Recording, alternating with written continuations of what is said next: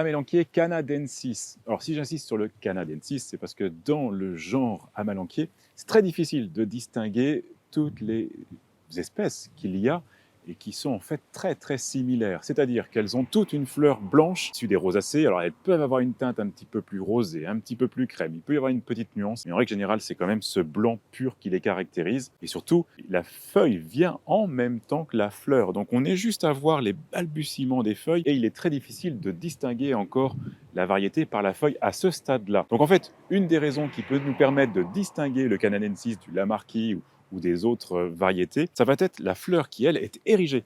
Elle remonte, elle fait 3 à 6 cm et elle se redresse sur la branche. Donc ça, c'est le premier signal, la première qualité qui va la différencier des autres. L'autre élément distinctif, ça va être son port buissonnant, mais drageonnant surtout. Et en fait, on le voit bien au départ de la plante, là, on voit bien que du même système racinaire, on a plusieurs départs. Donc ça, c'est l'autre élément qui peut distinguer le canadensis du lamarquis et des autres variétés. Donc les amelanchiers, alors ce qui est intéressant, c'est bien entendu cette floraison maintenant en avril, avril-mai, mais oui, elle va s'allonger sur le mois de mai, on voit bien qu'il y a encore des boutons qui vont arriver, mais voilà, c'est une floraison vraiment de début de printemps. Deux autres qualités de l'amelanchier, ça va être alors d'abord son feuillage. Alors à ce stade, il est un petit peu vert bronze, et puis il va tourner au vert moyen sur la fin du printemps et l'été, mais surtout, il prend une couleur rouge absolument extraordinaire. Et surtout, ce qui est superbe, c'est que les nervures vont être jaunâtres.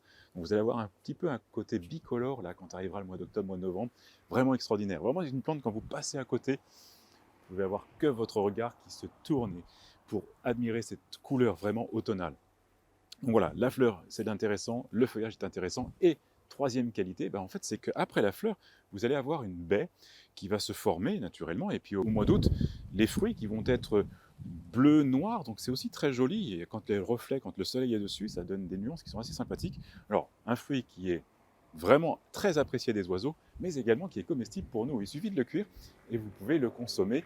Donc l'amalanchier, une plante qui va avoir beaucoup d'intérêt sur le plan ornemental, sa fleur, son fruit et son feuillage. Alors, les amelanchiers sont des plantes très rustiques. L'habitat d'origine, ça va être l'hémisphère nord et surtout Europe du Nord, l'Asie et puis également Amérique du Nord, donc tel que le canadensis pour Canada. L'habitat, ça va être en lisière de bois et également proche de cours d'eau. Donc ça veut dire qu'on va avoir un environnement d'une part relativement acide, puisque lisière de bois, on va avoir la décomposition des feuilles, ce qui va amener une certaine acidité, un sol très riche, mais paradoxalement, c'est une plante qui va aimer un sol drainant. Donc soyez vigilants, pas de rétention d'eau l'hiver, pour que la plante se porte magnifiquement et redémarre, tel qu'on le voit ici, au printemps. Allez, dernière précision, ça va être au niveau du port. C'est une plante qui peut monter à 5-6 mètres de haut et s'étaler sur 3 mètres de large. Donc en fait, elle va avoir un port assez érigé, donc juste parfait pour tous les petits jardins ou tous les jardins où on n'a pas trop de place. Alors bien entendu, vous pouvez la mettre en isolé ou en répétition, ça peut être une magnifique haie, ou alors répéter comme dans un massif comme ici.